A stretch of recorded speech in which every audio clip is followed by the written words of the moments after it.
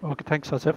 Namaste, good morning, good afternoon, and good evening to all, as per the location where you are at present. I welcome you all to the TSDSI Tech Deep Dive 2021 conference session on role of private networks in India's digital transformation. I am Akash Malik, coordinator and MC of this session. So before we begin, I would like to highlight a few hygiene instructions for ensuring a smooth running of this session.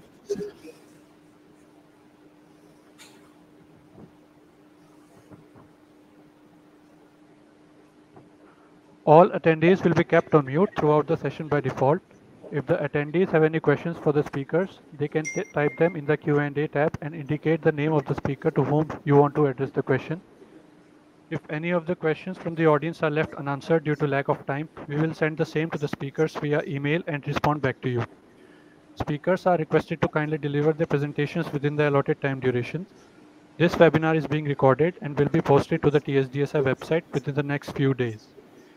Attendees may like to visit the exhibit booths of the TSDSI and TCS in between the sessions to know more about our work. Attendees can use the lounge facility for networking. The lounge will remain open till the end of the conference. You may interact with the fellow attendees live using the chats tab during the session. If you want to enlarge your presentation, please click the expanding arrow icon on the top right of the presenting screen as shown below. The tool is configured for HD. The attendees may switch to a lower mode in case you are facing bandwidth problems.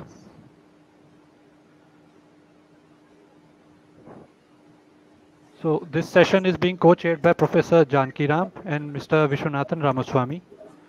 Now I would like to request Professor Janki Ram to make the opening remarks.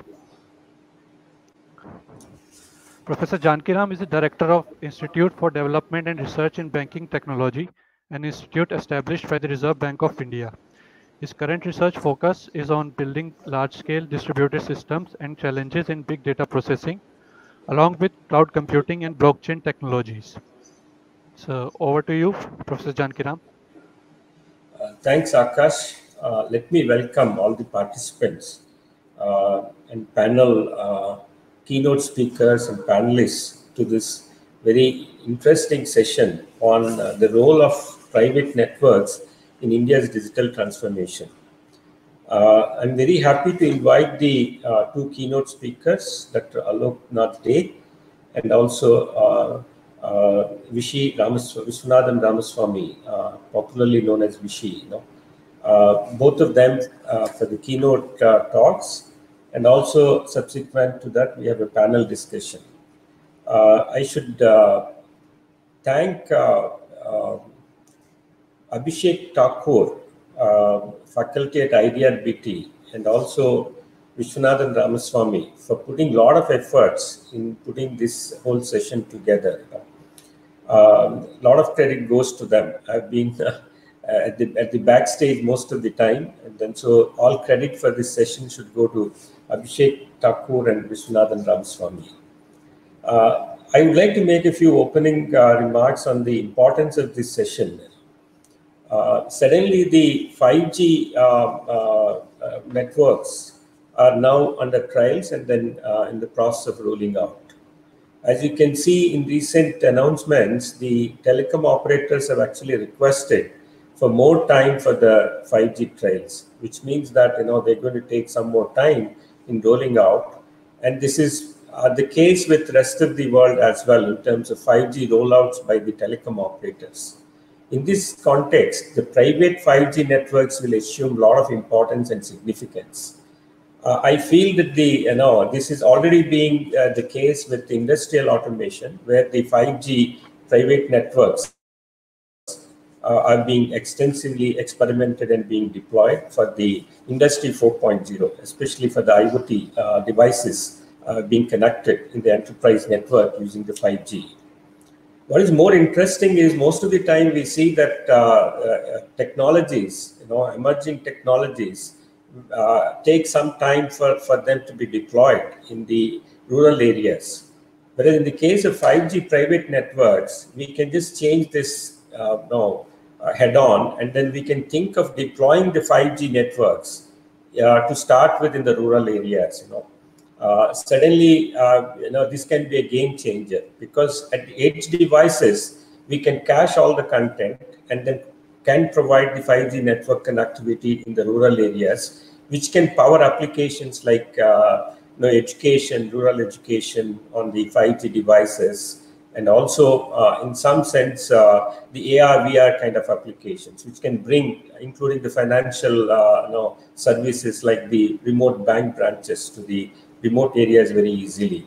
In that sense, we have a very good opportunity of exploiting these 5G private networks and then leapfrogging this technology into the rural areas, especially for the financial systems. In that sense, I see that this session is very, very important session. And then we have actually two important keynote speakers from different industries. Dr. Aloknath Dey is a Senior Vice President and Chief Technology Officer of Samsung R&D Institute, India. And Dr. Alok has over 30 years of industrial and research experience, including Bell, Nortel, Ericsson, where he was actually R&D Director and Country Manager. And he's a recipient of the Alexander Graham Bell Prize in Canada. And then we have the second keynote speaker, Viswanathan Ramaswamy, commonly known as Vishy. He is currently the Vice President for Digital Solutions Incubation in Tata Communications. He is a telecom industry leader with over 3 decades of experience in communications industry.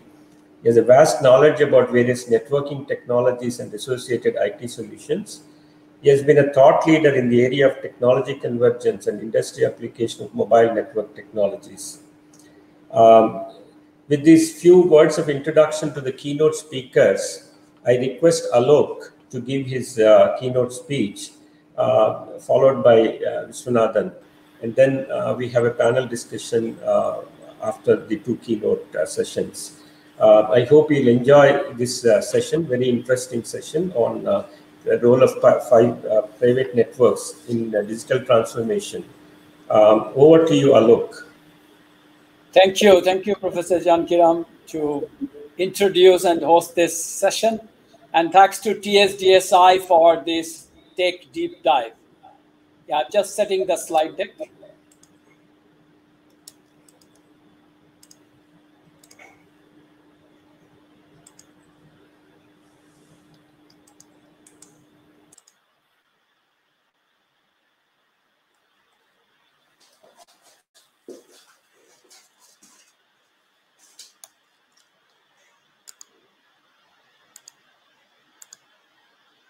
Okay, I hope you can see the slide and see me and hear me.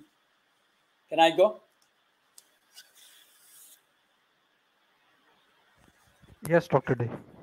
Okay, great. So this is a session on private networks, the role of it and the digital transformations, particularly in the India context. I have been also setting my speech title the same way, 5G private network for enterprise verticals.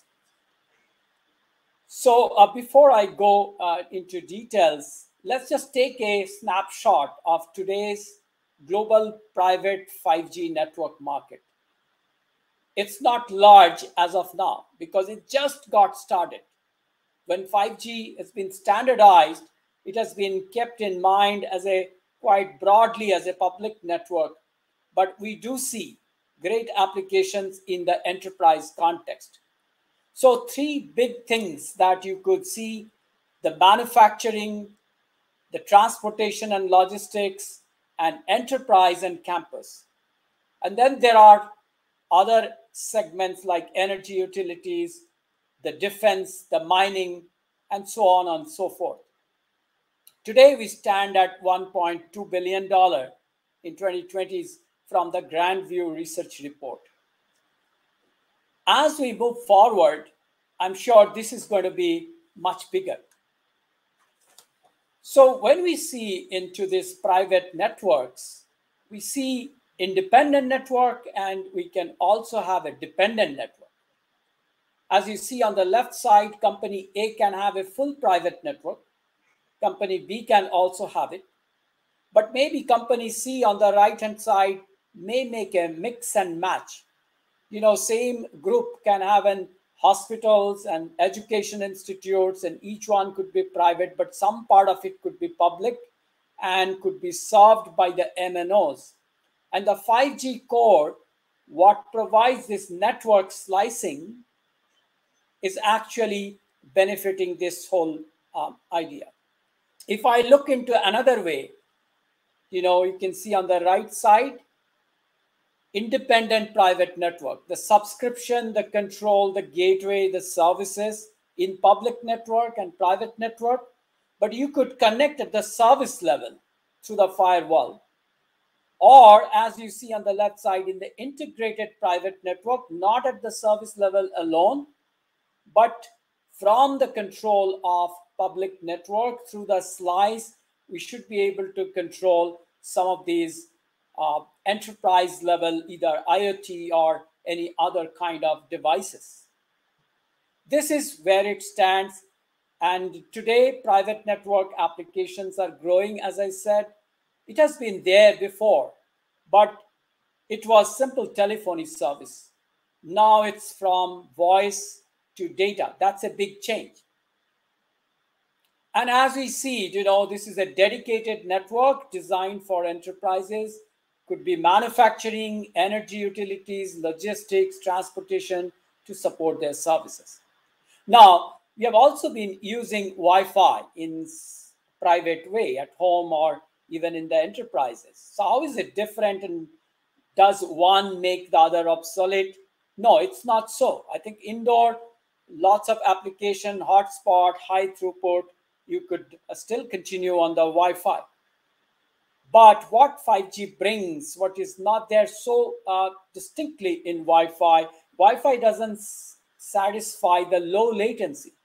The 5G's key pillar, high throughput, but low latency is one of them. Connecting massive Internet of Things services. Machine communication, that is another pillar. That's available here. On top of that, any enterprise network would love to have a cost-effective way of operating. Why do I need to go to the public domain and spend money or make it, less secure, vulnerable at certain points? So if I want as an enterprise to have a high security, high privacy preserving, cost-effective solution, this is a great way of going. Now, from Samsung and many of the other companies, that people are working on these elements, the constituents of this private network. We are very privileged to have even chipsets at 5G from Samsung, then devices we are making, smartphones, as well as many accessories that we could connect. We have the network elements on the RAN, high reliability and minimized handover. You can see some of these elements. In next slide, I will be talking about what are the RAN devices that are available. Then we have the compact core. Get into the applications. In applications also, it becomes very interesting. A lot of mission critical applications have been defined in 5G, which we can utilize. Samsung has a NOx security multi-layers from devices to middleware to going to the VPNs. But when you look into the applications, there are voice call, PTT, the video call, the SA6, where we have from SRIB, the SA6, Suresh Chituri has been sharing. He talked in the first day in this 3GPP SA6, where the mission critical, this voice video call have been defined, the broadcasting messages, the multicasting solutions. So these are critical applications that we like to continue. And then we partner with many others, like, for example, Teleworld Solutions, Zylabs. This is just an example that can be helpful for network optimizations and automation. Now, in this slide, I give you specific solutions because we are talking private 5G network, but it's also important to see how people can build. Now, I can only give Samsung solutions, but I'm sure others have it. But just look into this. The way we are defining is enterprise site. You have central site. Not for all segment, the server cost has to be high or sophisticated servers. Sometimes you effectively don't need. Then we have three verticals. We talk about compact, standard, and premium. If it is small scale single enterprise site, then that's the compact solution. You have a medium scale, standard, and large scale multiple enterprise site with business management, that's a premium solution. Now, if you go below in the enterprise side, you see the white boxes, Link Hub Pro, and many others. So effectively, we also do indoor link and outdoor solutions. So Samsung Link is the indoor solutions, and we have three kinds of solutions. Link Cell, which is all-in-one compact. Link Hub Pro, which is scalable indoor deployment. And Link Hub, which is for fast and easy deployment. If you think of outdoor, some of the solutions, outdoor radios, then we have again three kinds of solutions. 4T, 4R radio, which is very compact and light. We have compact macro that you can see. Dr. Day, sorry to disturb you. The presentation is not there, so most of the participants can't see that. If you could kindly put that up again before you continue, please. Sorry to interrupt. My presentation. So I share again.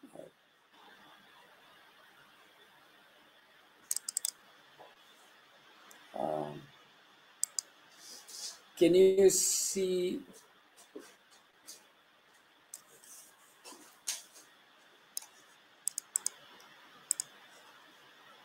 Can you see now?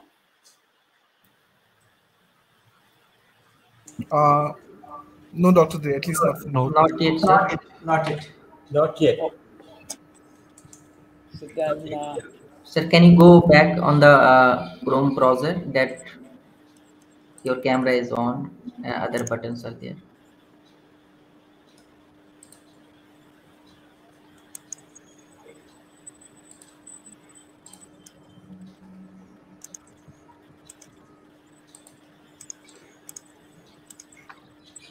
you never had the slide deck? No, we had. We were seeing suddenly it Yeah, now came back. Yeah. now it came.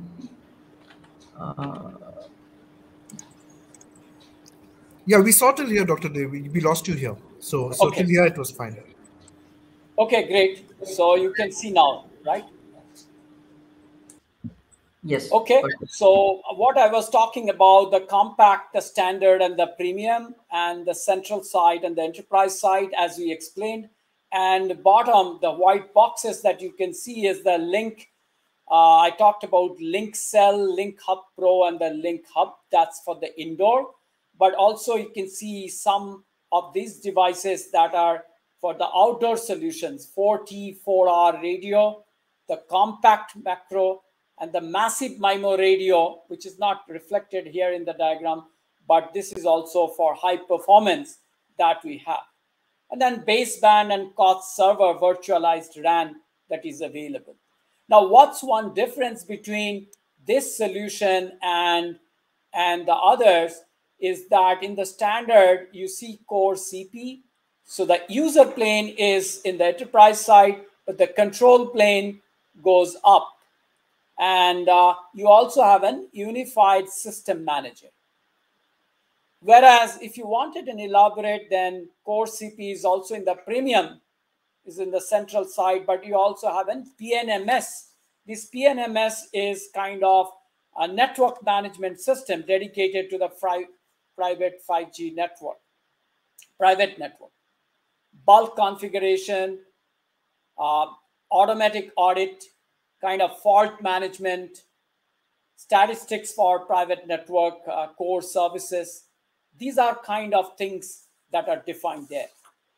And these solutions are effectively looking into not just one bands, the RAN packages that we have, allowing enterprises to build these solutions efficiently.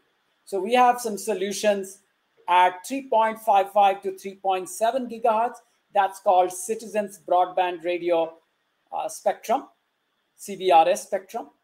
We also have in N79 4.6, 4.9 gigahertz, and also the millimeter wave 28.3 to 29.1 gigahertz in N257 bands. All of these solutions are available. So depending on sub-6 gigahertz or on the millimeter wave, we can deploy this solution. So this is ready for any kind of enterprises. Depending on their sizes, we could adopt that. This slide talks about how and why it is becoming possible. Now, I'm sure you had other sessions on SDN and NFV, right? But, this kind of slices are possible. So if you have a massive IoT, as you can see, the mobile edge computing, Professor Jankiram was mentioning that. So this MEC is one of the key drivers why we could do this private network. So home management or health, energy, meters, you have a control plane and a user plane, and you can have this one slice maybe for massive IoT.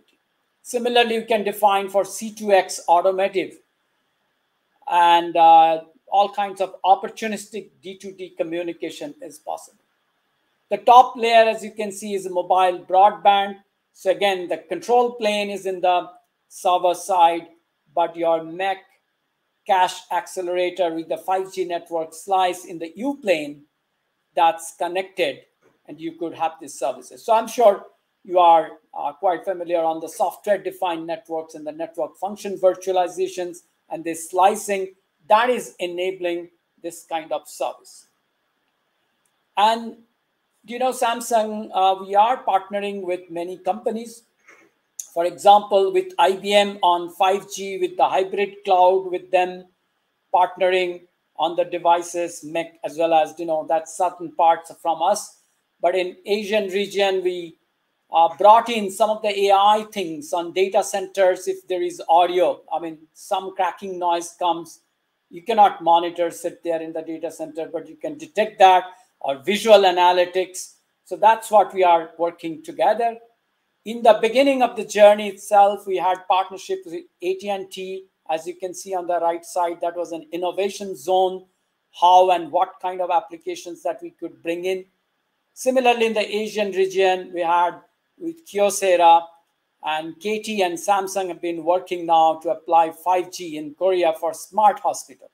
Many of you would be knowing, like even Samsung, we ourselves, 10 million subscribers happened a couple of months back.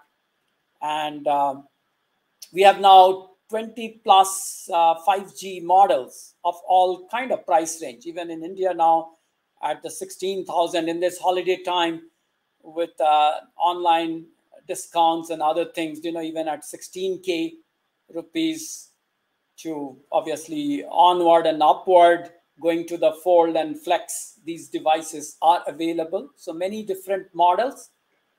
But this partnership is about smart hospitals. So if we look into these applications, these last two slides cover about different 5G use cases in industry. I will not go through all, but let me just pick up a couple of them. One is manufacturing automations, right? And the first things when we launched in December 2018, we did it in Korea, and the first application was in B2B. Before March 2019, we did B2C, but December 18, 3 operators together, different applications. So we took a spare parts manufacturing, and where we put like cameras, and you could actually detect any defects that are happening in the manufacturing process. And instead of letting the whole device getting manufactured, you could actually detect the part level and throw it out there itself. So that was our first set of application. And since then, many other manufacturing solutions have been taken over. We can talk about number 3, maybe public safety and surveillance at the smart city level, because establishing a massive IoT movement or environment is simply not possible before 5G. I think LT can do many things in terms of data rate and certain applications, but IoT applications to include in the process, and smart cities typically would have many of them, right? So 5G network is a major infrastructure that is evolving into a big data-based AI system that is analyzing data such as intelligent video surveillance network or road traffic network or facility monitoring, emergency services in the city. And recently TSDSI and OCF India, which I'm chairing, we showed a joint demo in one of the TSDSI meeting, and MOU is signed in the January timeframe. But it's between smart city and smart home and building. So 1 M2M is India's standard for smart city. But if the air quality has to be measured, I don't need to do that at home. It can be done at the city level, and I can pull that data from 1 M2M to OCF and can turn on my air purifier at home whenever the quality is low. Or opposite side of it, if you have an energy meter and from home, this could be measured and the data taken to the electricity distribution systems or the companies that are distributing it. So the same way you see, again, number 5 is on the public transport, high mobility connectivity, the transportation logistics that are happening, real-time tracking, enhanced visibility at the asset level, cargo inventories, packages in the network. So there have been standards of Sigfox, LoRa, and narrowband IoT, but use cases that require much higher density, that's possible with the 5G. And similarly, many other applications continuing. But if I want to take one or two, maybe the retail, that's an indoor application.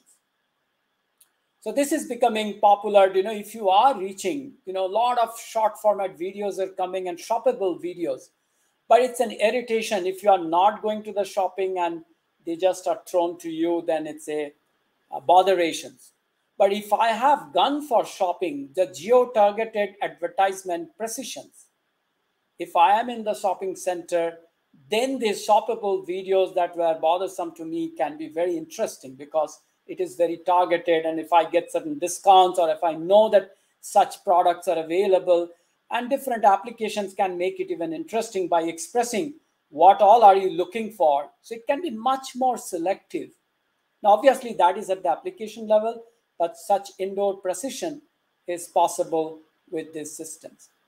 And agriculture, it's a complicated and difficult topic, but connected machinery. And I've seen the future of farms where drones could be monitoring, your ground field, which is not possible for 1-man or 2-man army to monitor. Or you have agri-bots that can actually plow over your lands, maintaining soil erosion to the lowest level. Or, you have cowing. Some cows are ill. There are methods of texting from the cows. So one man sitting somewhere can actually monitor a vast set of things by these connected machinery. So I guess, this is the power of 5G and the enterprises network. As I talked about, to sum it up, you have this 3 pillars, obviously of high throughput, low latency, and the machine connectivity. But also we are talking about connection density, how many devices you can do per square kilometer. Combined with that, the private network, the licensing are now possible for the enterprises so that you can operate in a limited zone. And my need for privacy preserving, my need for high security, my need for cost-effective operations, all these are possible now through this 5G private networks. And some of these, as 5G gets unfolded here more and licenses come, I'm sure we will be taking these applications in the factories, in the logistics and hardware, but also I think fintech, as Professor Janaki Raman said, and IDRBT has been working on this. We should be able to find some applications, how MEC could be used in ATM machines or other kinds of applications, how video KYC could be applied. So these are a few things that we've been talking in different forums, and I'm sure we could take that. With that, I will pause here, and if there are any questions, I hand over to the organizer. Thank you very much.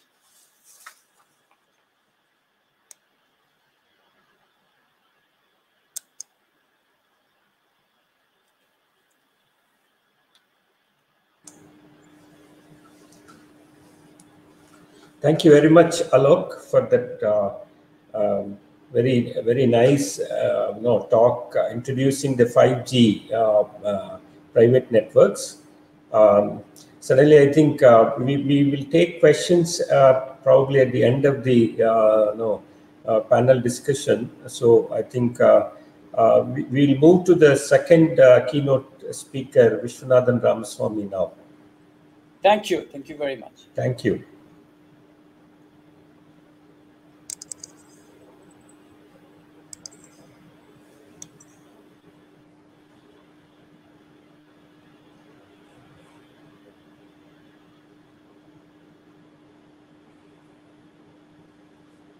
Asif, I would request you to play the presentation, please. Yes, sure. Thank you.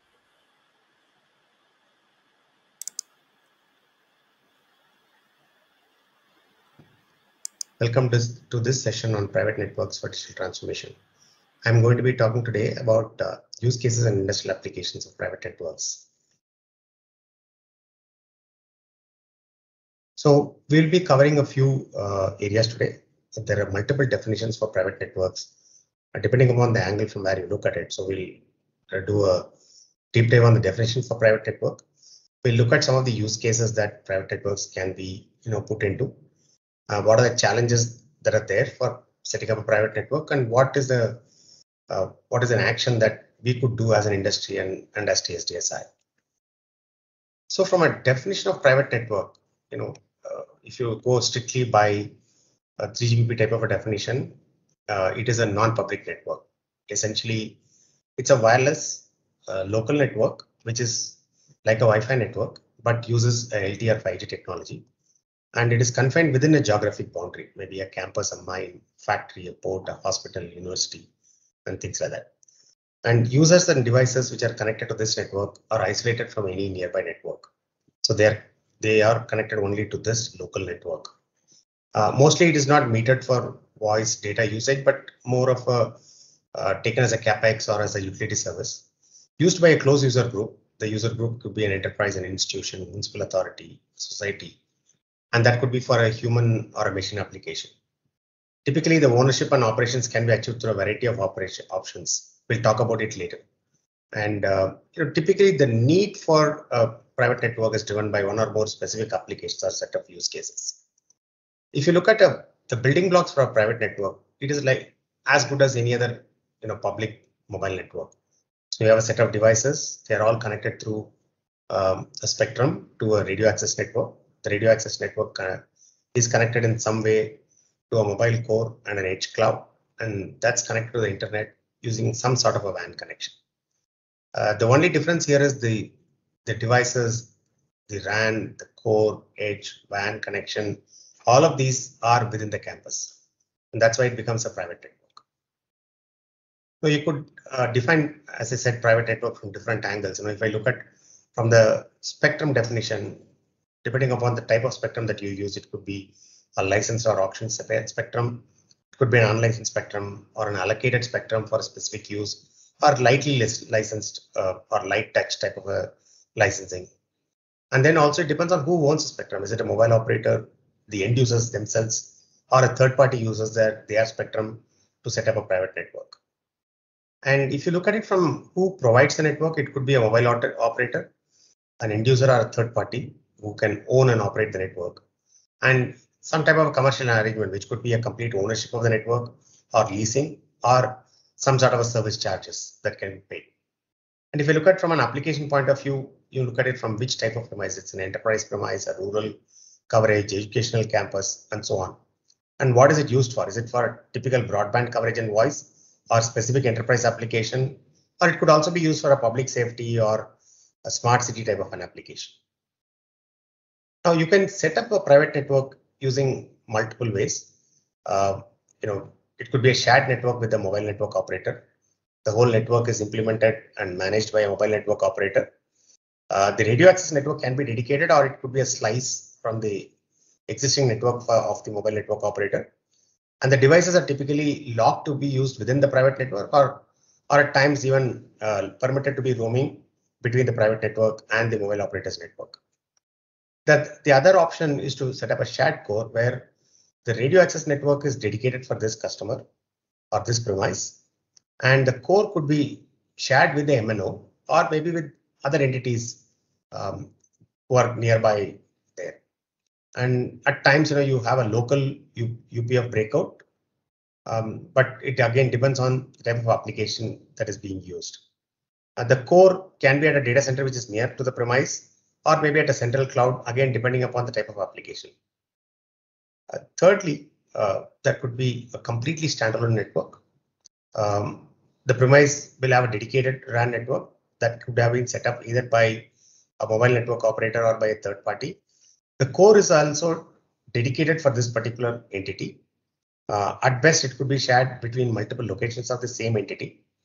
And the commercial arrangement could be ownership or contractual commitment with the MNO or a third party. Right? But these are three typical ways. There could be more ways you can define the deployment methodology. But I thought let me pick up some popular deployment methodologies. There are other key considerations when you set up a private network. There are some key adjacent technologies with which this mobile private network works. One is the edge cloud, or what is popularly known as MEC. Network slicing is another important adjacent technology. SASE and AIML. And let's look at what each one of them could be used for. An edge cloud runs typically the applications and virtual network functions within the premises or at a nearby data center. And it gives multiple advantages. It provides low latency for the applications. Local data storage will eliminate need for a huge bandwidth to backhaul the entire data, and also alleviate security and privacy concerns. Local processing will reduce the need for a central storage. Probably you use the transient data within the local storage in the edge and then discard it once the processing is done. So it reduces the amount of central storage required. If you look at network slicing, probably within the private network, you could set up multiple slices for different category of applications. And SASE, or secure access services edge, could be used as a joint or adjoint technology for connecting to the backhaul or to the rest of the internet. And of course, AIML can be used for running some of the use case applications within the edge, or could also be used for making the network completely autonomous. So automation plays an important role because it's a private network. It has to be a very simple management of the network. So the network, if it is fairly autonomous, it's good, and AIML plays an important role for that. And typically, private cellular network competes with Wi-Fi 6 in many aspects, but there are applications which require low latency, very high density of devices, require predictable performance and SLAs, probably mobility of the devices that are used. So in these cases, a private cellular network, is a much better option than Wi-Fi 6. But in many cases, in many campuses, if you look at it, Wi-Fi 6 and cellular network will sort of coexist for different types of applications. There's set of applications which Wi-Fi 6 will serve, and a different type of applications which a cellular network would serve. And if you look at it, enterprises will typically tend to use an Open RAN network, and that's because the type of flexibility it provides, ease of integration with applications using APIs, setting up slices, etc. And overall cost of the implementation and the multiplicity of the vendor that it offers. So these are some of the key considerations when somebody has to decide for setting up a private cellular network. Let's look at some of the possible use cases, and there is no single killer applications, and it varies by industry typically. And there could be some of the industry agnostic use cases like video surveillance that comes on top of the mind every time when somebody talks about a private network. So video surveillance is one of the very common use cases of private network. You could use environmental monitoring like temperature, humidity, dust, etc. That again doesn't depend on which industry it is. You could have edge-based analytics, AI, ML, which could again be used by multiple industries. Smart warehousing comes across as an important use case in many industry applications. And employee and worker safety is another application. So these are industry agnostic applications. And there are certain technologies which are horizontal in nature, which can be used by every possible industry, but at the same time require some sort of customization or contextualization for a given industry. So there could be AR, VR based applications, drones for multiple applications for surveillance, for delivery and other type of applications. Other mobility related applications like AGVs, AMRs, etc. Video based inspection of various things. It could be a production line, it could be a growth of vegetation. It could be for multiple reasons, video-based inspections and asset tracking. So these are some of the technologies which are horizontal in nature, can be used by multiple industries, but then it requires certain amount of customization for a given industry. And there are other applications, for specific industries like manufacturing industry would use industrial IoT for automation of their processes, for predictive and preventive maintenance, and production and inspection and quality control. Could use industrial robotics and remote operations. And the same way, there are other applications for mobility and logistics industry, for agriculture related industry with massive sensor network, and stadiums and venues to differentiate quality of experience for specific users, and then use private network for managing the stadium and crowd and fan engagement, etc. But the users inside the stadium use the public network. So it's a coexistence of private and public network. So these are the different types of applications which a private network can be used for. But then there are other applications where it can be used beyond business outcomes. For example, to encourage digital India, we can leverage a private 5G network to be set up in a place where a mobile network operator will find it very difficult to set up a network economically. So probably an individual or a group of individuals from that particular local, city or a township or a village can set up a private network using a backhaul with a commercial network and then serve all the users within that village, right? So that could be an opportunity to create rural employment and entrepreneurship. Similarly, there are applications like public safety, smart city, where a municipal administration would provide a citizen service that is enabled using a private network. And also, places like universities, hospitals, etc., can set up a private network and then enhance the facilities that are provided to the people in the campus. Places like disaster, a religious congregation, or fairs, or other gatherings, again, they are ad hoc setup. You don't require a permanent network. A private network can be used to cover the event and enhance the facilities, while people who are attending this can still continue using a public network. And similarly, you can also extend it to use of places like forests and other protected areas by using drones and industrial IoT to enable conservation and protection. Now, how can what are the benefits of private 5G network for various sections of the society? Let's look at for consumers. If they are in remote areas, they get an access to education, health, banking, etc. If they are in crowded urban areas, they get a differentiated service and be able to use applications like AR, VR.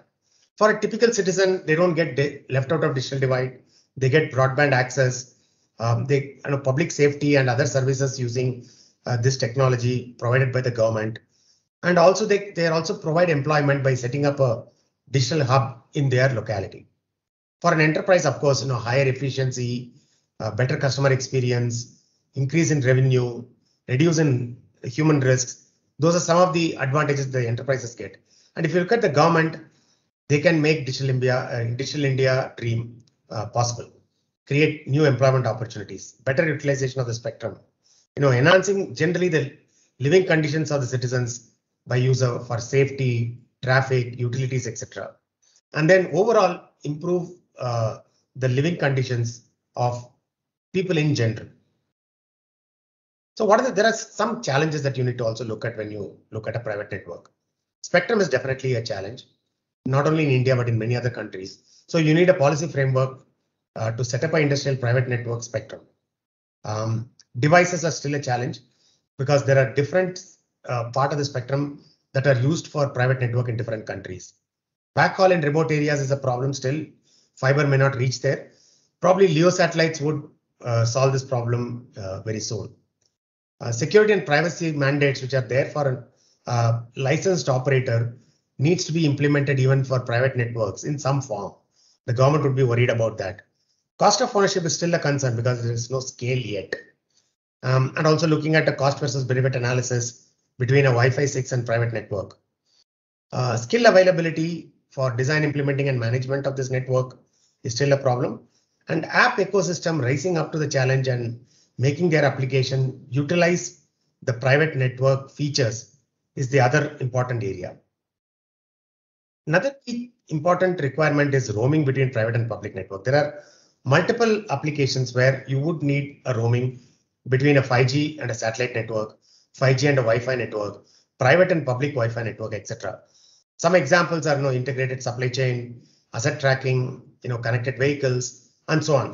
So where there is a need for someone to use a private network inside a confined place or a campus, and then use a public network or a LEO satellite or any other means of communication when they're outside of that campus.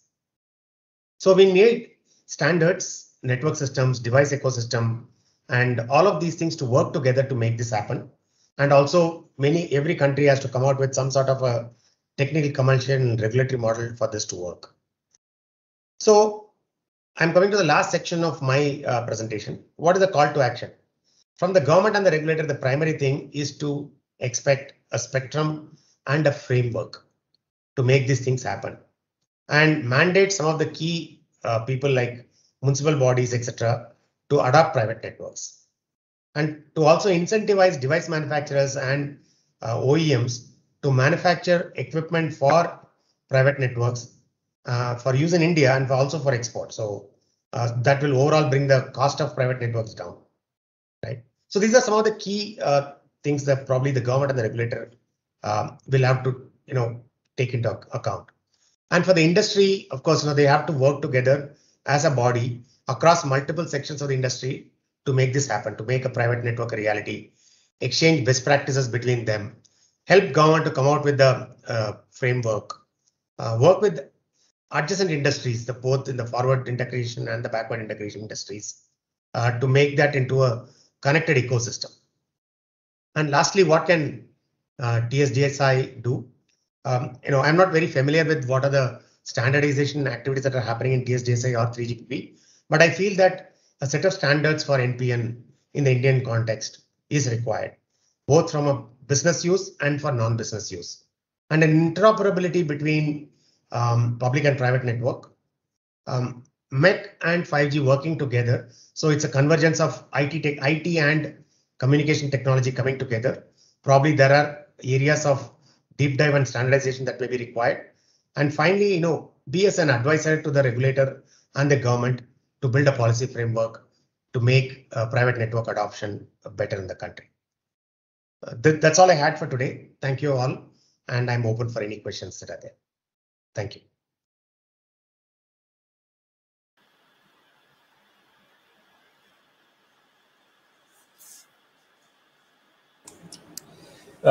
Thanks, Vishwanathan, for that elaborate presentation on the private 5G networks. Especially what I see is, the challenge of spectrum auctioning could be much less daunting in the case of private 5G networks. So in my opinion, that's something that can be pushed faster, given that the telcos have difficulty in rolling out at the national level with massive investments required. So in that sense, the 5G private networks could be one way forward. With a lot of rural entrepreneurship, it may be possible for us to think of setting up these faster. And then with Bharat broadband at the backhaul, I think a lot of applications which are 5G, enabled, especially from the education point of view, and then other AR/VR kind of applications, with the edge cloud, you may be able to push those kind of applications into the rural segment. And that's very nice, because these kind of applications, if we push into the rural segment, for the first time, we will be talking about a very new kind of a technology having an impact in the rural areas. One of the things our 5G lab, use case lab of Abhishek Thakur and these people are experimenting is trying to create a slice, financial slice with the at the national level. Trying to actually customize the 5G slice, network slice, with security requirements and also the regulator requirements by dropping the required service functions in the chain and also orchestrating the network slice from the edge cloud to the backend cloud. That's something a 5G use case lab is building as a national digital financial infrastructure NADI project at IDRBT. Suddenly we see a lot of power in terms of these private 5G networks in the rural areas for the digital transformation and connecting them with the Bharat broadband and other backhaul technologies.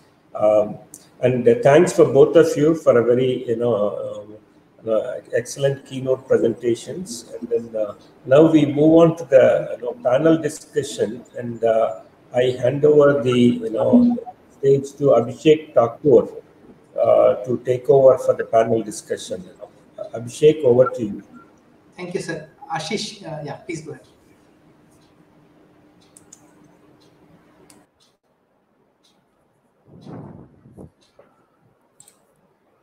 So I would like to introduce Dr. Abhishek Thakur. He is an assistant professor at the Institute for Development of Research in Banking Technology, that is IDRBT, where he works on 5G use cases labs for BFS, open source technologies, and fintech collaborations. His research interests include multimedia communications, financial inclusion, and rural ICT deployments. We'll be moderating the panel discussion. So our first panelist is Mr. Aditya Khaitan. He is a partner with Technology, Media, and Telecommunication Consulting Practice of Deloitte. He is currently leading key national level initiatives in Africa and Indian markets for new technology implementation, digital infrastructure and services implementation, as well as telecom asset monetization. Welcome, Mr. Aditya Khaitan. Our second panelist is Professor Arzad Alam Khirani. He is an associate professor in the Department of Electrical Engineering and Computer Science at IIT Bhilai and adjunct faculty at Bharati School of Telecommunication and Management in IIT Delhi. The broad areas of his research interests includes computer networks, queuing systems, and wireless communications. Welcome, Professor. Our next panelist is Mr. Kunal Patil. He is currently leading the APAC business for Ethernet, a leading 5G, 4G private network solutions provider. He is a dynamic telecom management professional with more than 22 years of experience in different key positions. He has led many industry-leading technologies and projects like 5G Core, Open RAN-based 5G, 4G network private networks, and he has been part of many forums like SCM, TIP, ORAN, etc. Welcome, Mr. Kunal Patil. Our next panelist is Mr. Ritesh Mishra. He is currently serving at Dr. Reddy's Laboratory Limited Group as a Vice President and Group Head of IT Infrastructure, Cloud COE, Global Networks, Operations Projects, Operations and Security. He has more than 20 years of indigenous experience in IT management and IT infrastructure, service delivery, cloud transformation strategies, cloud governance, information security, risk management, architect in large-scale technology-enabled business transformations and its delivery. Welcome, Mr. Ritesh Mishra. And our last panelist is Mr. Samar Shailendra. He is currently working as Senior Standards Architect at Intel. He is currently leading mobile edge computing standards from Intel at 3GPP. He also holds the Vice Chair position of this study group networks at PSDSI. He is also the visiting professor at IIIT Bangalore. He has more than 16 years of experience of research, product development, and standards. Thank you. Thank you, Akash. Over to you. So, thank you. Yeah, I would invite Kunal to convey his thoughts to begin with, and then after each panelist gets a turn, we will start an interaction further. Kunal, please. Hi everyone. Good afternoon. So welcome to this event, and I thank all the panelists as well as the chair and the co-chair for allowing me to be here. For this panel, I would like to start with the introduction about Athonet and what we do in this region as well as globally for private networks.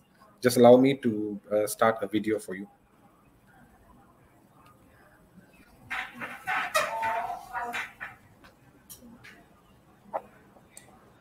Kunal, the video is not playing. Kunal, we can't see that. I'm sorry, sir. Can you share your screen then play?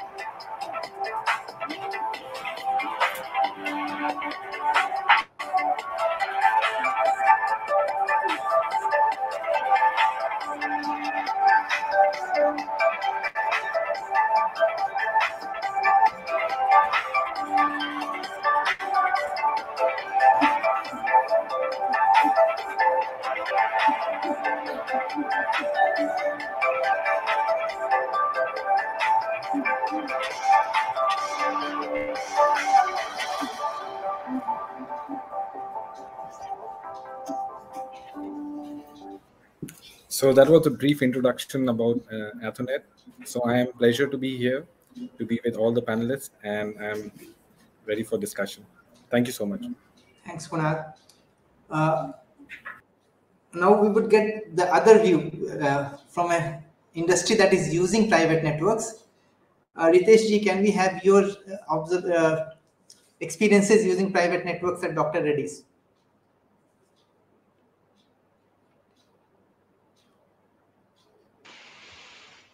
Thank you everyone for giving me this opportunity to share my experience, especially in the pharma industry. We all know digital transformation is must for every industry, and it's now new normal. And network is playing a very, very vital role, because without network, we cannot basically transform and basically support this particular journey for any industry. Especially once the people are start opting industry 4.0, everybody is trying to become a digital manufacturing experts.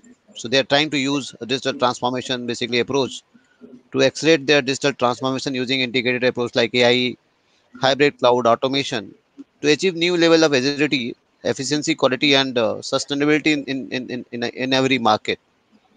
So to share my experience, because uh, we are also in that area, we are also trying to touch my manufacturing area, and we are also carrying some of the limitation with my current network architecture like 4G network.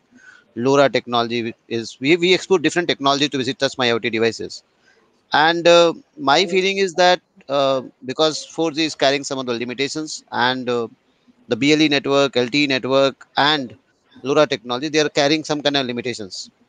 5G network, the private network, that is a new trend that we are talking to the respective telecom provider. It is going to become a game changer for this industry, because lots of IoT devices, they are either working on a very, very low latency scenarios. Even our manufacturing applications developers, they also start developing the application which are very, very less bandwidth sensitive.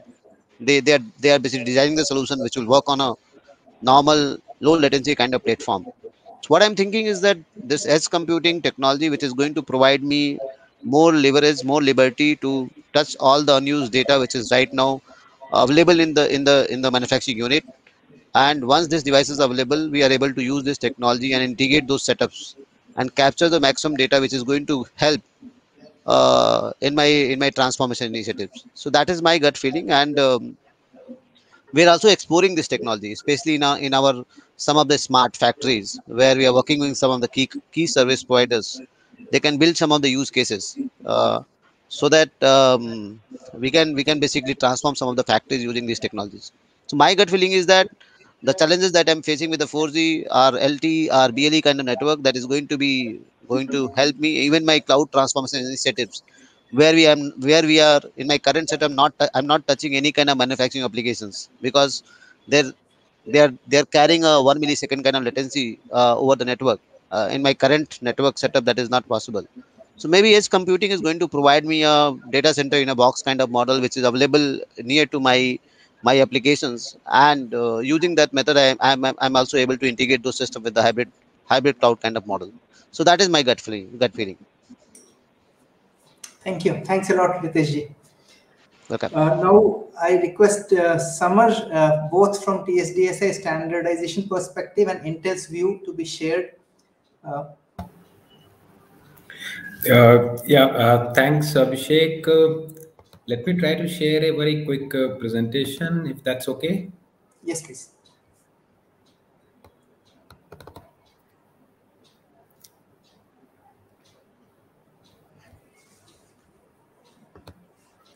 Okay, so I hope you can see my presentation. Yes, Samar, it's visible. Yeah, thank you. So basically, we have all spoken about non-public network. I come from the standard, so I slightly refrain myself from saying private network. I'm more used to of calling it non-public network, but one and the same thing. I see there are two aspects to it, which I want to bring up. One is a business consideration. When people look at it, that, okay, how do we want to deploy it? So probably you want to buy it as a service from an operator, from a service provider, where your network is being owned by them, deployed by them, and probably you will buy the spectrum from them. The another possibility is that you completely own your network, which I'm calling as a build. The enterprise builds their own network, where they take the complete ownership of everything. They have the spectrum being assigned to them. They have their own network. They have their own solutions, own applications, and everything. These are the two predominant approach, in my opinion, with the businesses are looking at. Both have their own pros and the cons. For example, if you buy, you have a low capex, your uptime is very high, but your OPEX will be slightly higher. While on the build side, you have a complete ownership, all the considerations like security, privacy, data challenges, and everything is being taken care of. But your initial capex is very high, and you will definitely have some OPEX challenges. That's one of the consideration. Another consideration which I have been looking at is from the deployment point of view. When people are looking at it, okay, what kind of use cases I want to serve, which a lot of, I mean, the keynotes and the others have also spoken, is what kind of, there is a possibility that you can have a private RAN, data control, everything is your own network, which is more like a build your own network. You would probably go for a standalone deployment.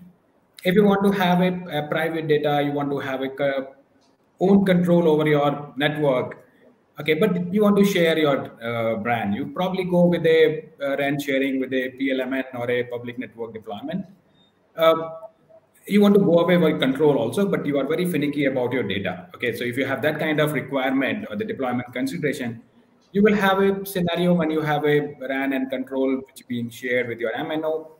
And finally, if there is an opportunity, you can say, okay, I don't care about data control or anything. I just want a dedicated network for myself. So if you want to satisfy that consideration, your MNO will say, okay, I want to give you a dedicated slice in my network, and you can use it. So these are the two kind of considerations which I saw in a very holistically emerging. So if we look at from that perspective, and predominantly from a standards point of view, if I look at it, the 3GPP has tried to classify it into two sections. One is a standalone deployment, where they talk about that, standalone NPN deployment, and they say that, okay, you have a private network which is being managed by you, and there is a separate PLMN which is managed by the service provider.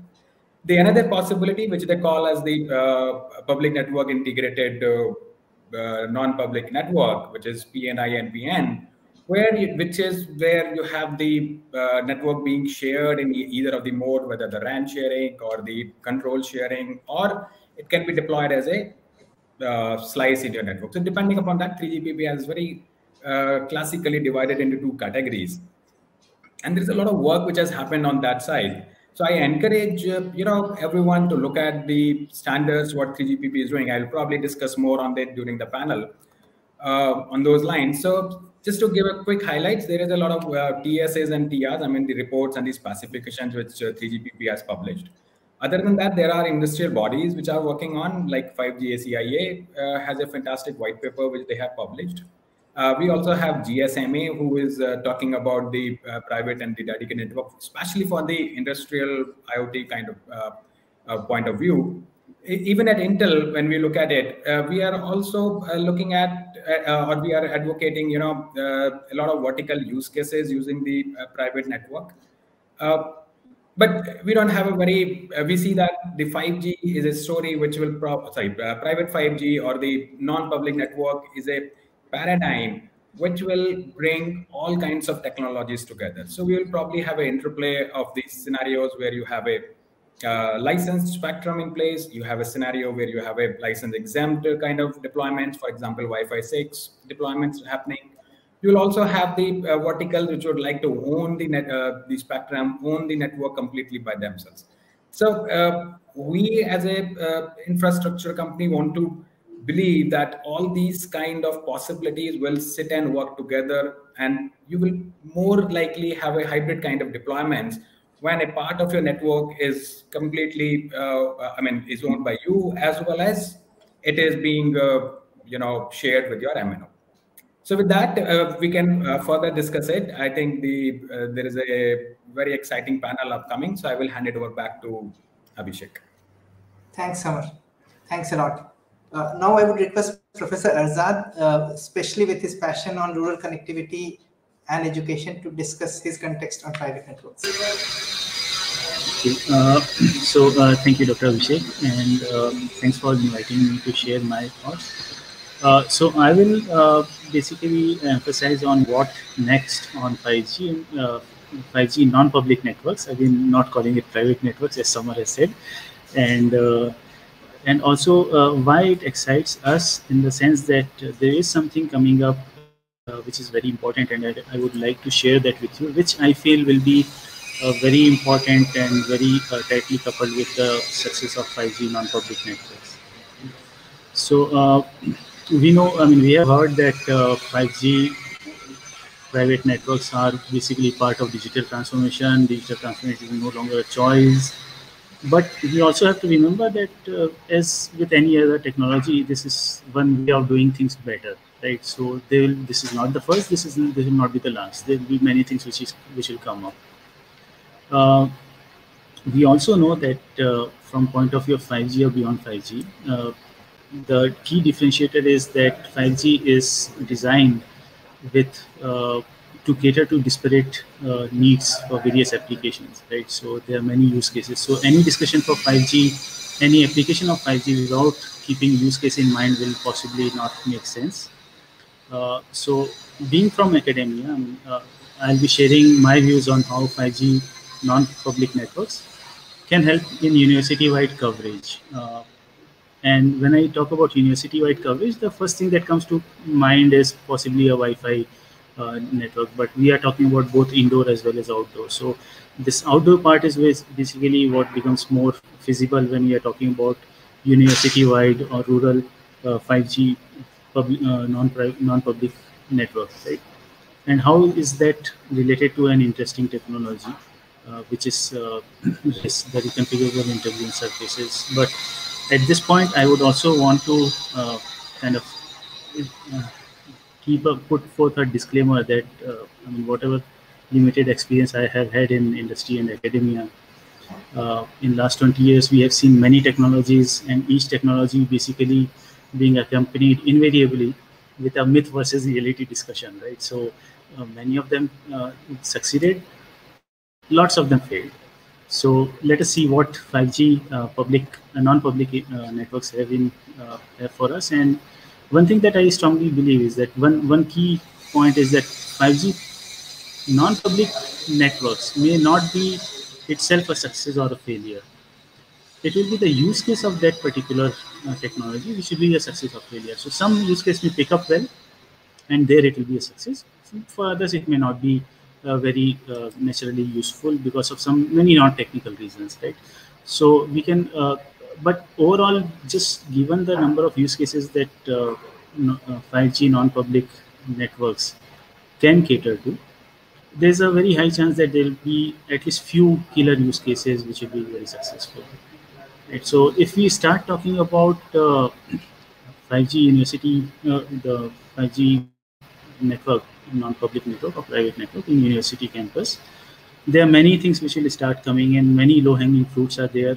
All of us are like, I mean, if we just sit for 10-15 minutes, we'll be able to come up with a big list. All our technology experts. So very high bandwidth simulations from anywhere in the campus.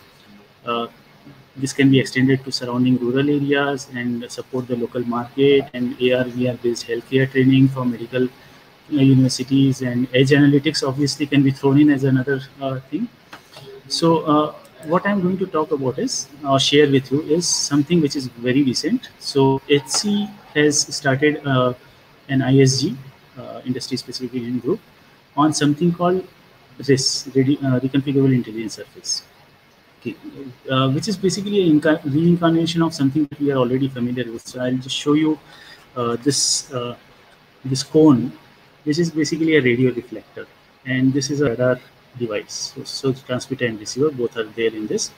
So the way it works is, in lab setup, this radar device transmits, there's a reflection, and then it receives. So that's the standard radar test setup, right? Nothing new about that. But this is coming to public networks now.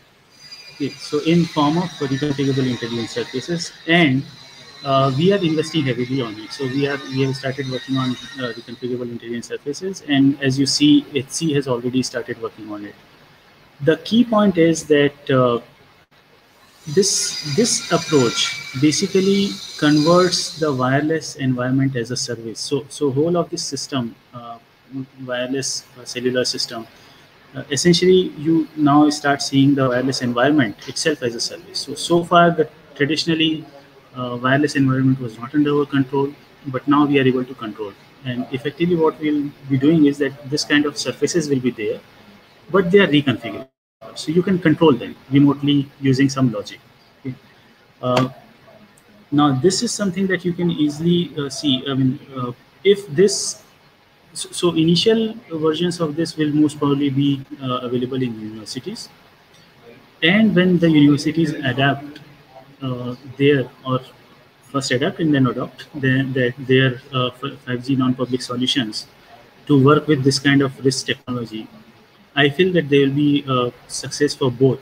And this RIS technology is basically slated for beyond 5G communication aspects. So that's where I see all of these things coming together.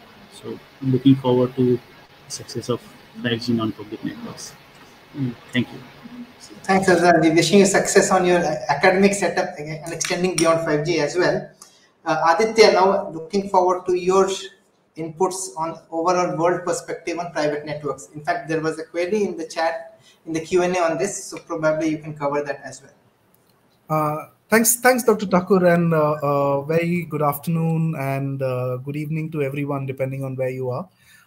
Thank you, TSDSI, on being on the opportunity for being a part of this tech deep dive. I'll take a second to put up a brief deck and speak about what Dr. Thakur mentioned in terms of what we are seeing globally when we talk about 5G private networks.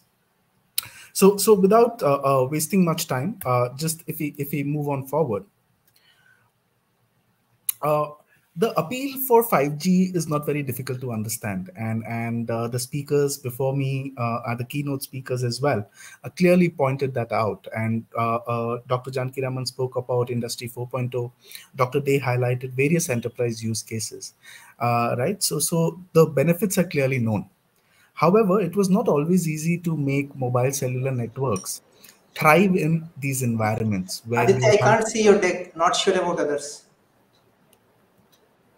My deck is on the. I don't know. It's visible to me.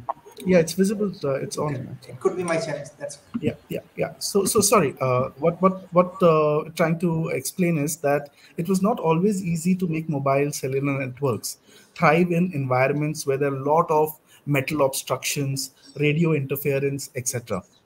And now, as the 5G technology has evolved and we have a release 16, many of such limitations are supposed to be resolved or are expected to be resolved through this new release, specifically adding a couple of specific features. We already know that 5G would provide ultra high reliability, high speed, low latency, etc. But in terms of metal obstructions, there is a new feature that's coming in the release, which talks about coordinated multipoint, where multiple transmitters create redundant paths. So even in a factory with a lot of metals, machines, etc., and a lot of radio interference, you could still use a 5G network. Also, from a enterprise perspective, time-sensitive networking is another critical example where Ethernet and 5G could converge, coexist, and depending on the applications, like Vishy mentioned, there is no secret sauce, and different applications have different requirements. The users could use each of the technologies. So while not all 5G networks are going to be private, but now enterprises have a good reason to adopt private networks, right? Because of the benefits Dr. Day also highlighted. You can configure it to your needs depending on the use cases. The enterprise installing the network would know the deployment schedule, what would be the coverage quality. They could have in-house O&M teams, so they could have own faster response times to their networks. Enhanced security is a logical extension. as well as because the data could reside within the enterprise, there would be reduced latency even greater than the normal public 5G network in the private networks. And of course, not valid in the case of India, but in many European countries with dedicated spectrum, you could further eliminate the risk of variable service level. So of course, now enterprises have all the more reason to sort of have this as a technology choice. Having said that, throwing light on what Dr. Thakur had spoken about, is 5G is a big leap, but again, it's not the only available technology. And now, as we talk about 5G, there are other standards and technologies that are also evolving. And we spoke about Wi-Fi as an alternative and as an option. So I would like to draw your attention to the table on the left-hand side and specifically look at the environments. So from an environment perspective, different use cases, different applications could have different merits and technology choices. Specifically in terms of speed, today Wi-Fi 6 promises almost as high speed as private 5G network. From a density perspective, they've increased the density 4x from the prior version. So they are sort of coming out as viable technology choices. Today, if you look at the global examples, there are private LTE networks which already exist. Scale down LTE networks working as stopgap till we wait for private 5G. I'll take two specific examples. In China, we have the Yangshan port, right, where we have almost 130 automated guiding vehicles, 26 bridge cranes, 120 rail-mounted gantry cranes, all operated remotely and autonomously. In United Kingdom, Ocado, which is an ultra-fast moving grocery delivery, they operate about 1,000 fast-moving robots in their warehouses for moving groceries, etc., where it is all controlled by a single base station, communicating to each of those robots more than 4 times per second, right? So private LTE is already getting used for that, and it might eventually move in 10 to 15 years. 5G might become the dominant choice when we talk about deployment of networks in very demanding environments. But as of today, we have various viable choices, and all of which are evolving. So looking at that, when we talk about the next 5 years, right, and the immediate term, what is it that we are seeing in the industry, and how is it in terms of total dollars spent? Where will the private network spend be? So if I had to give a broad rule of thumb, about a third of the spending would be for ports, airports, logistics hubs, etc., which we are already seeing as the first movers for private networks. Today, if you talk about ports, ports are no small places. They have machines, equipment, they have lots of forklifts and dollies. They have thousands of employees who are looking at multiple data points. You need to understand where each container is. So by leveraging, if we need to control so many data points sitting in one location, for a 5G private network provides a very good obvious choice. The second third would be in industrial environments, and in all the previous speakers laid emphasis on that, and the benefits that would come about from an industry 4.0 perspective by leveraging this technology. The last third could be seen in new facilities or smart campuses. And when we talk about any campus today, or if you remember our universities and schools, the campuses have evolved over a period of time with wired cables connecting devices and systems. Moving on to 3G, 4G heterogeneous network, we have 5G deployments as well. Now today, if somebody had to build a new campus as a greenfield, 5G could be a much cheaper, cleaner choice in terms of the technology. Also, even if you had to deploy temporary smart campuses, there is let's say a foot cricket match happening, it would be possible to create that private network to cater to the 20, 30, 40 lakh people that might come to watch that cricket match, right? So from that standpoint as well, 5G networks do provide that benefit. In terms of deployment, Vishy and Samar both covered that, but largely when we talk about fully owned private networks, where the enterprise owns the infra also, they have dedicated spectrum also in countries where it is permitted, they have their own in-house teams to manage the network also. What we would see is very large companies would adopt this approach. But when we talk about mid-sized and smaller companies, it would probably be leased equipment, sublease spectrums, which is geofenced from the mobile public mobile operators, or them getting a network slice in that sense, which could be managed by the service provider, the network vendor, or the system integrator themselves, right? So from a deployment perspective, largely when we talk about fully owned non-public networks, that could be rest with very large companies.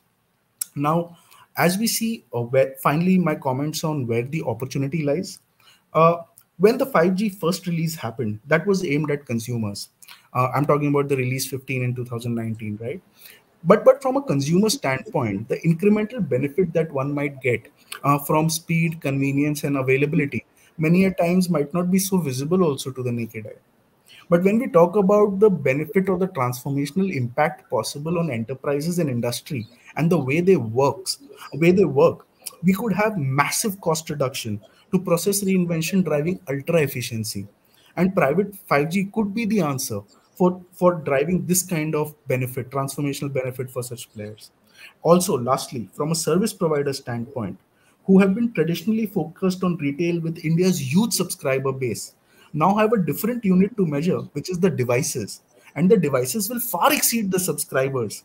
But the service providers would only require lower capex, concentrated and localized for private deployments.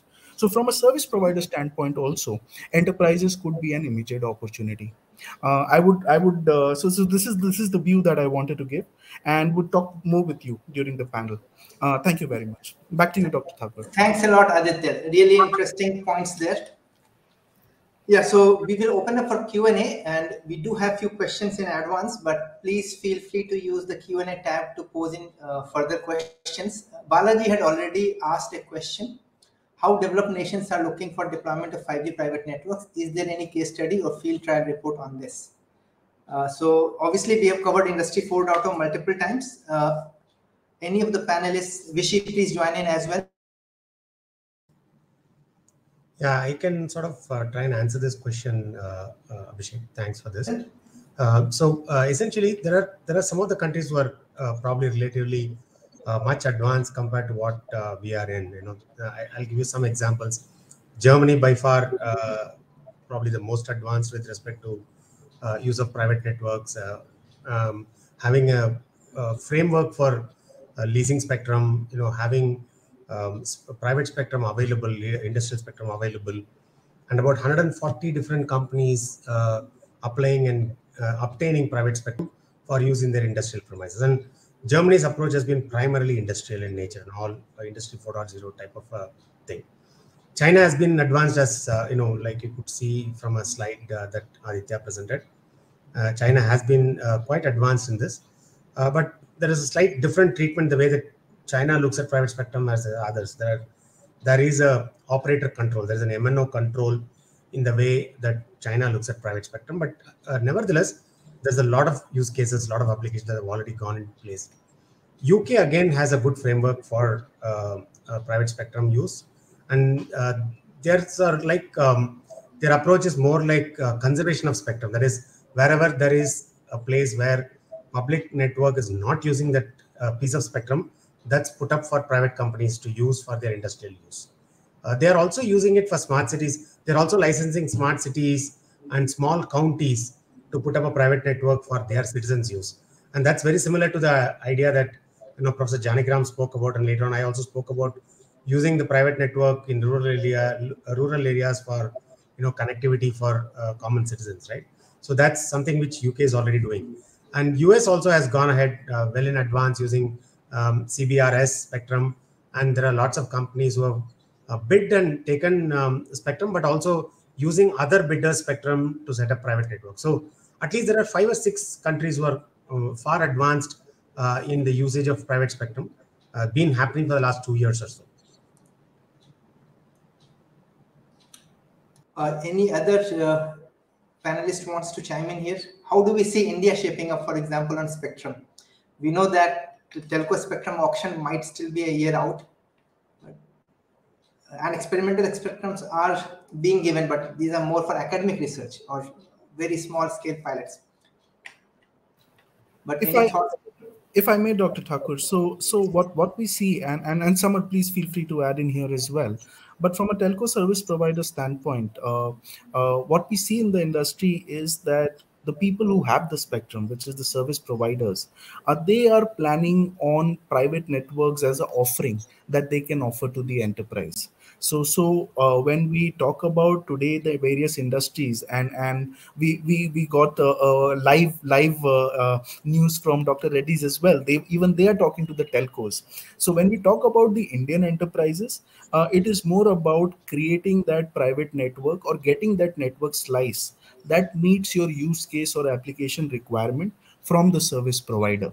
So when we talk about the enterprises in India, they, like Vishy mentioned, with several examples of auto manufacturers in Germany, etc., who've got their own spectrum. But so far, when we talk about the Indian enterprises, that is not the way they are thinking of in terms of deployment.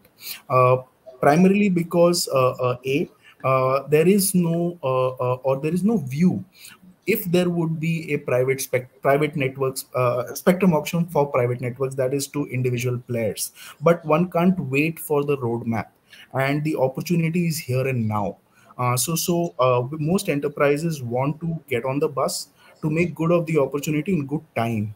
And with that, they are exploring what is available as options now, which is leveraging service providers as a provider to get that slice, which will give them their requirements. So is it fair to, again, I'm just posing this question back to the whole panel, say that lack of clarity on private networks, I'm saying isolated private network spectrum is also holding back a bit, or in 4G we have enough precedence to say that private network spectrums are already there? So the two examples that are highlighted in my slide, both were examples of private LTE network which was scaled down. So in both those examples, even in the case of China, even in the case of UK, very well the requirements that were required in those use cases was met by the private LTE. Today, even the Nokia campuses, one of the Nokia campuses, I'm forgetting the location, they have deployed private networks through 4.9G as they call it, not 4G evolving to 4.9G and just before 5G.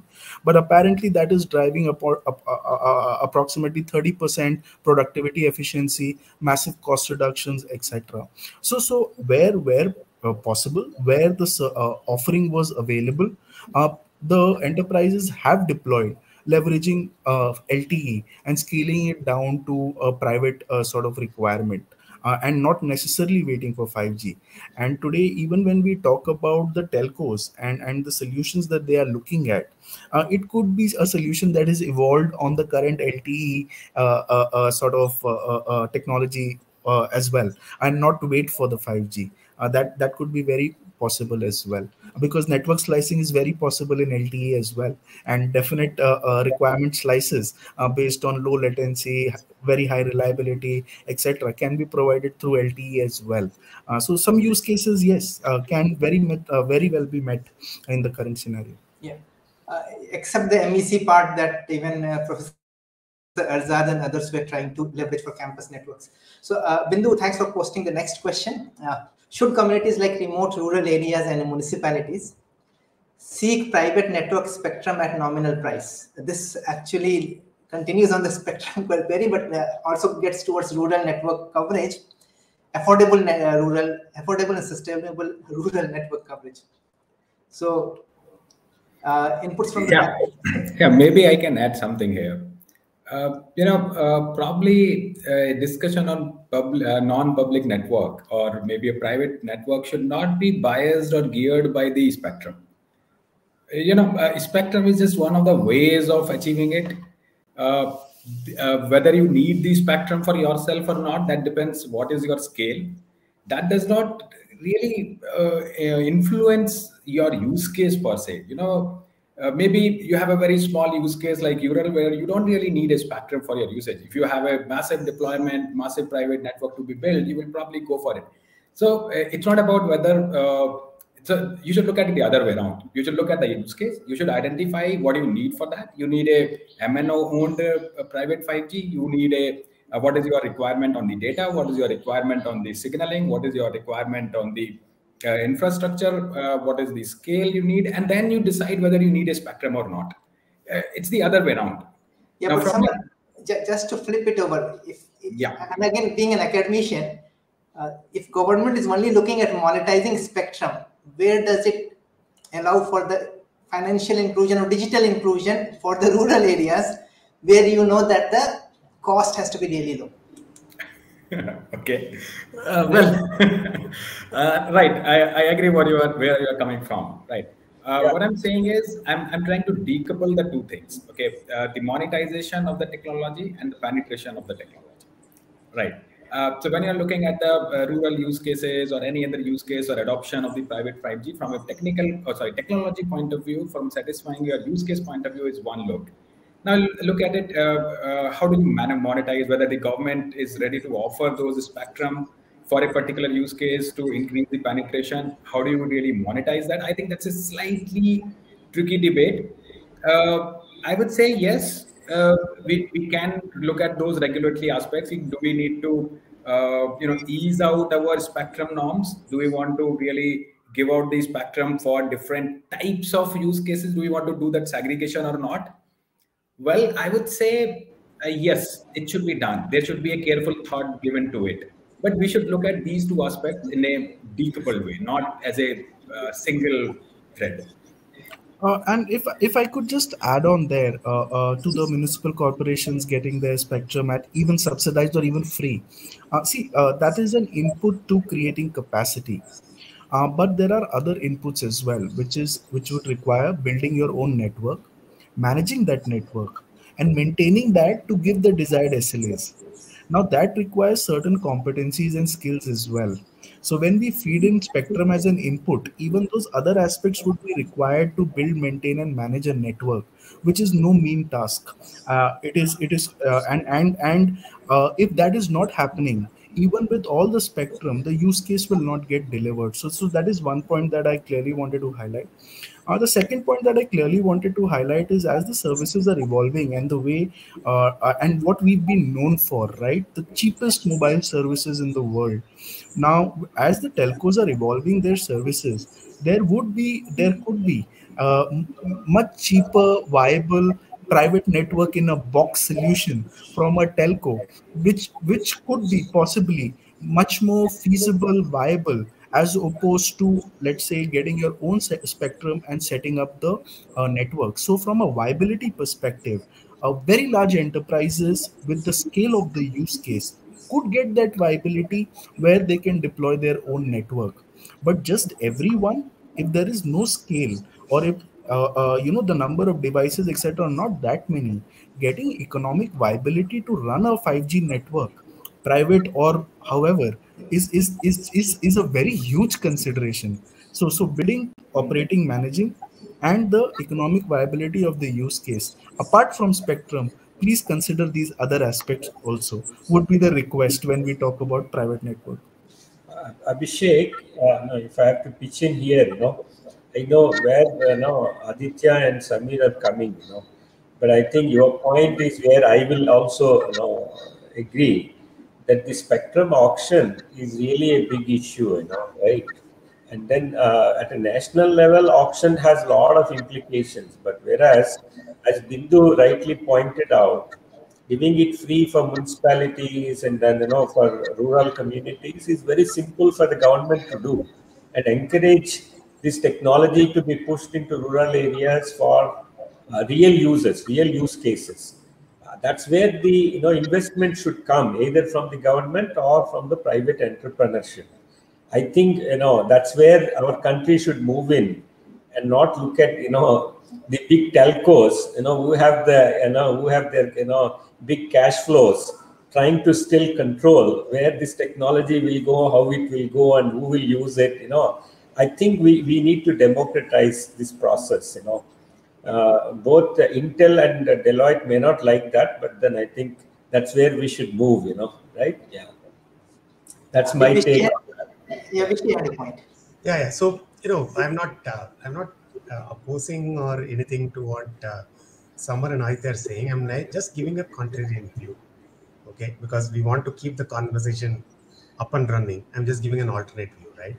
So, many countries, like what I mentioned earlier, they have done this amount of analysis to figure out that if you are able to make spectrum like a bite size, okay, that's exactly what we are talking about, what the Bindu's question in the chat box, right? Each municipality or each village, each of them, if they're able to consume the spectrum at a bite size.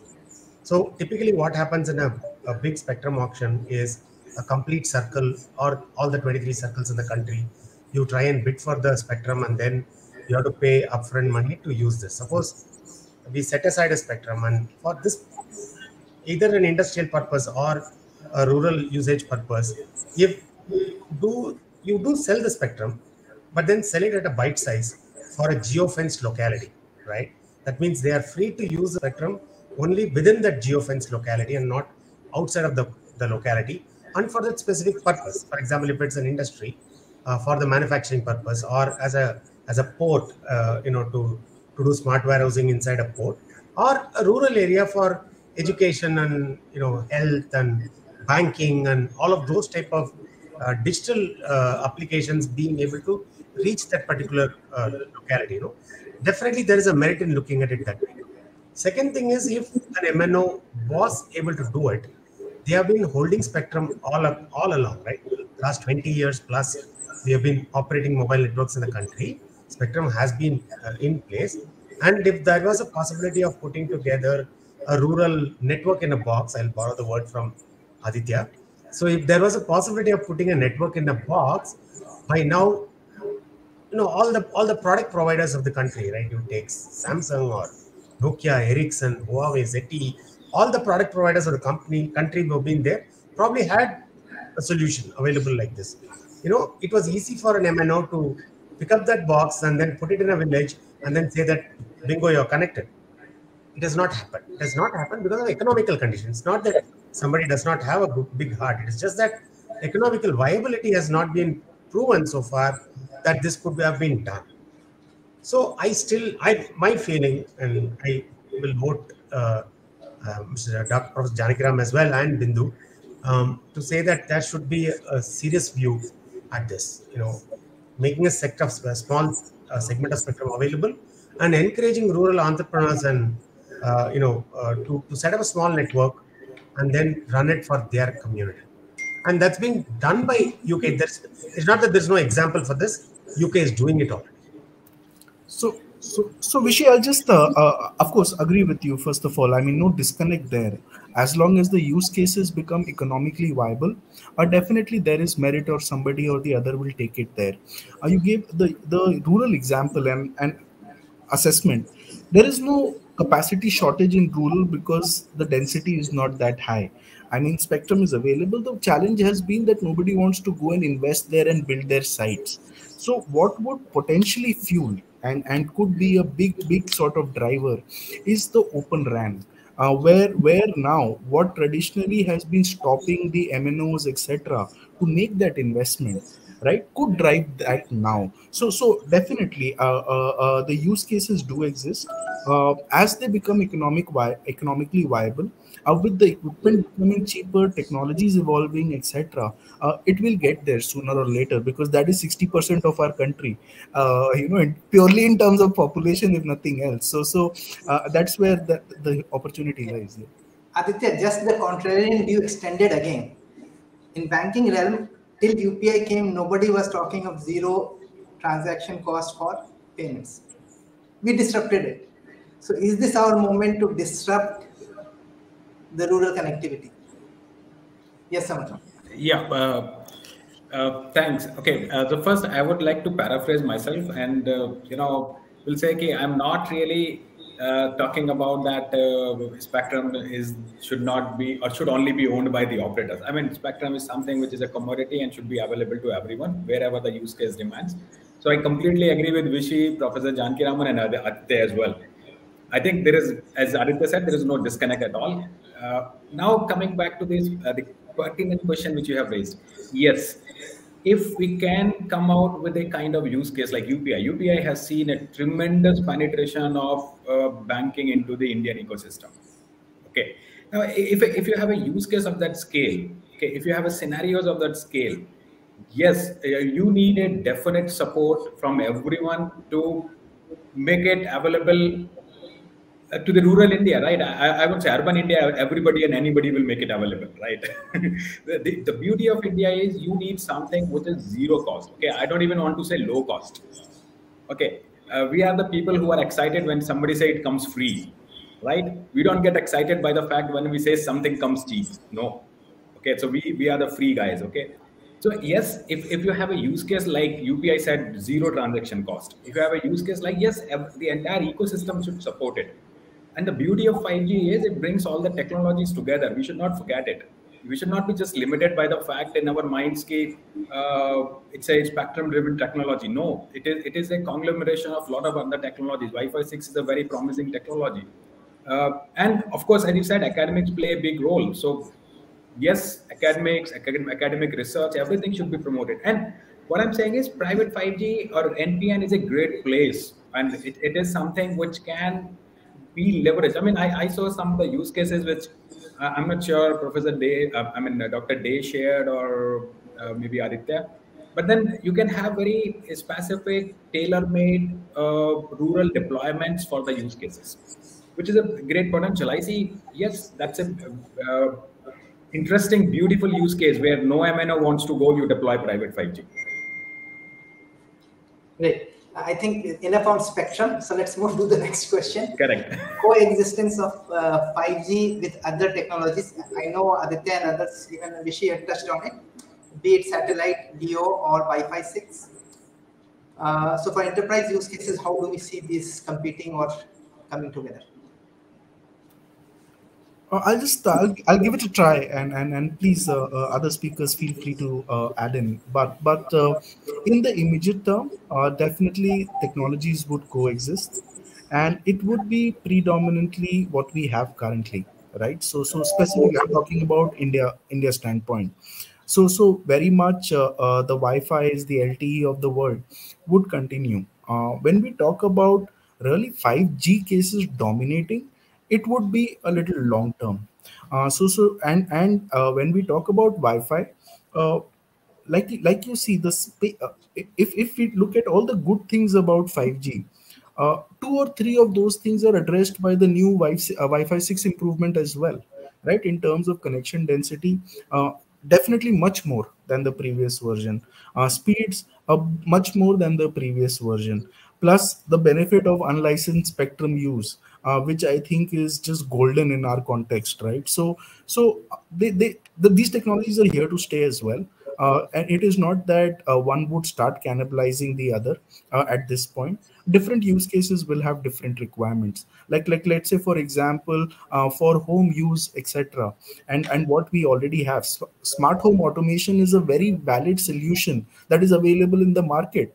Many consumers today in India leverage smart home automation, and now that is getting delivered through existing technology. So there are different use cases which have already come into existence leveraging existing. So there would be, I mean, it would evolve into let's say 5G dominant environment, but yes, it will take time. It is not that 5G would come in and throw everything out. That is not the possibly, and that is not envisaged, I would say. And satellite, I know we don't have experts. Maybe Vishy, you want to pick on the satellite aspects? I'm not an expert neither, but but I'll definitely talk about it a little, because for various use cases that can happen. I'm not particularly touching 5G here. I'm looking at a cellular technology, 4G or 5G, 4G advanced, 4.9, like Nokia would want to call it. Any of those, doesn't matter. So one of the key things about this, industry, setting up an industry in a remote place or giving connectivity to a rural area or things like that has been sort of barred primarily because of an availability of a backhaul bandwidth. That's been a big problem for us. Fiber is not available in every place, nor is there a microwave feasibility and things like that. So LEO would come in as a sort of a savior, as a backhaul bandwidth, at least to begin with.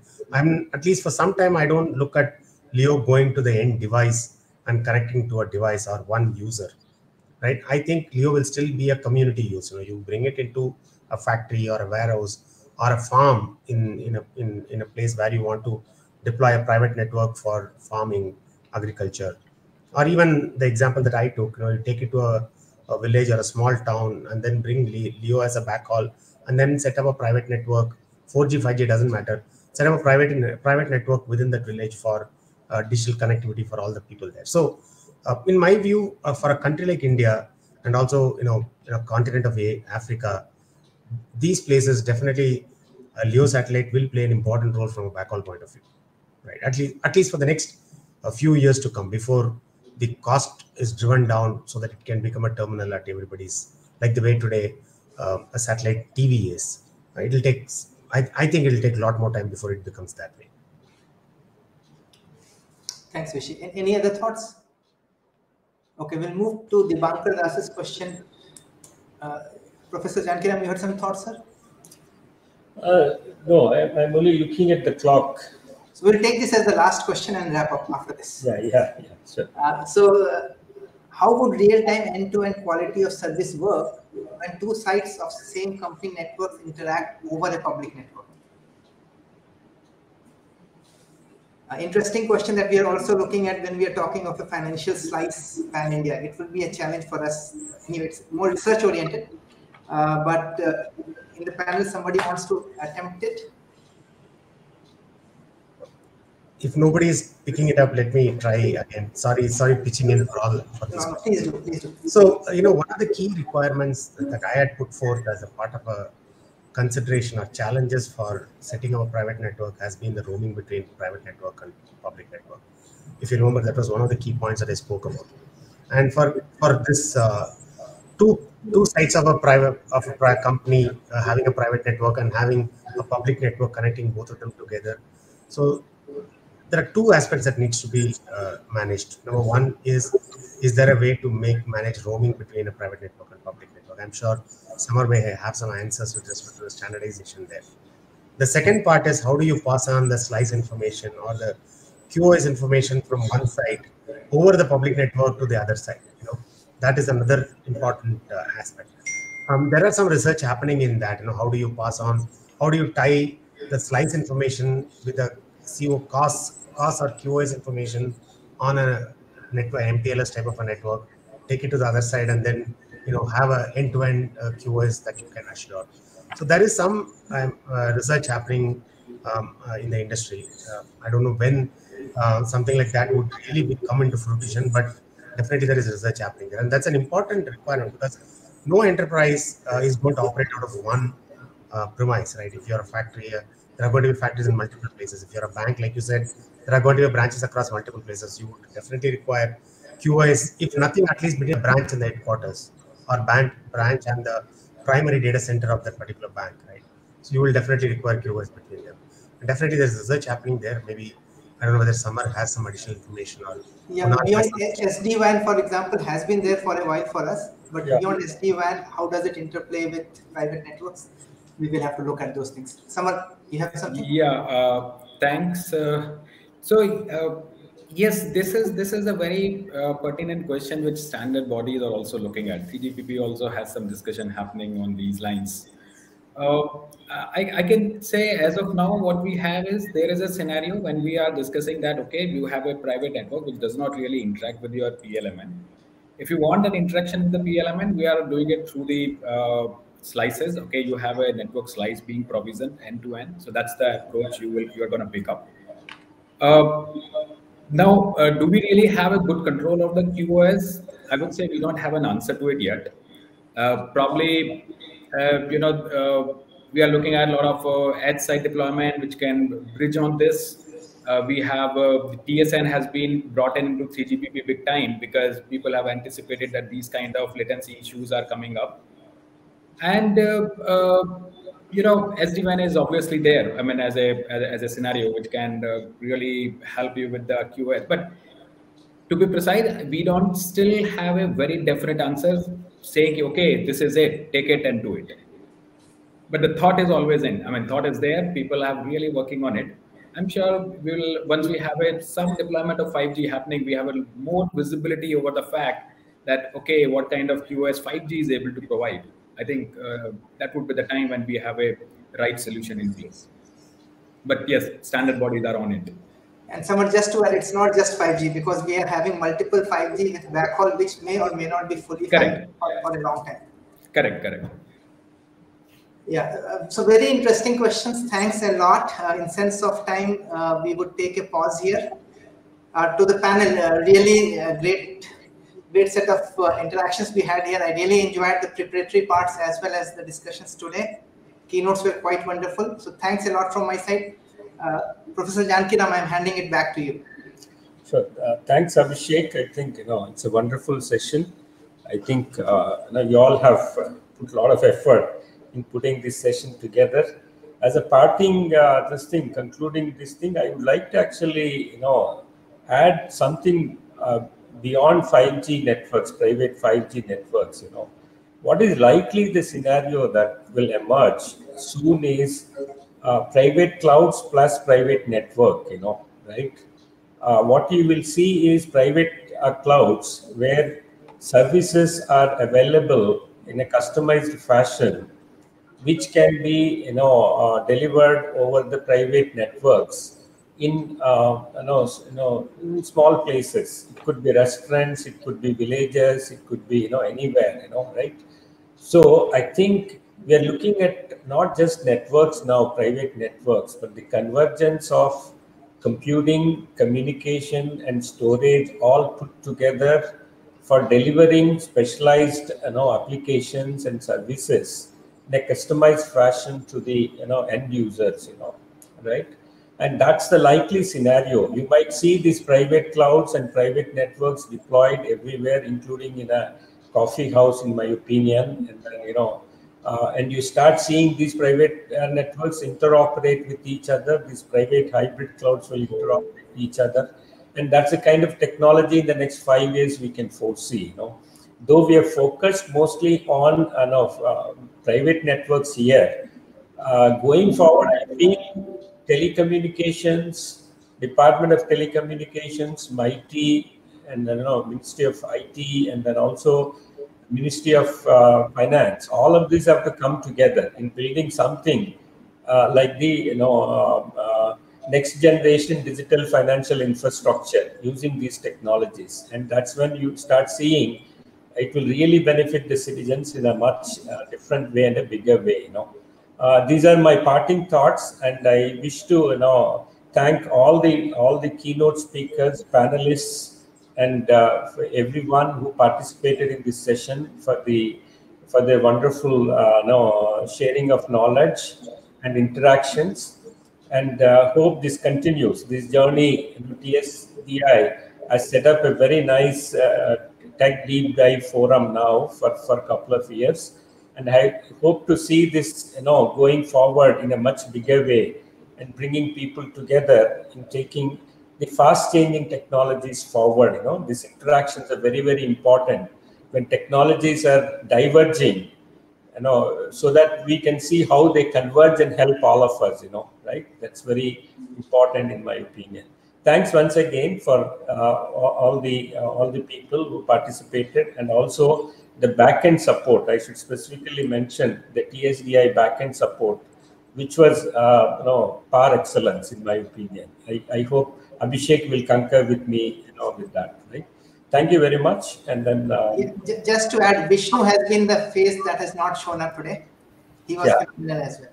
Sure. Okay. Yeah. So that's it. Good evening to all of you. Thank you, everyone. Thank you for the opportunity. Bye-bye. Thank you. Thank you very much.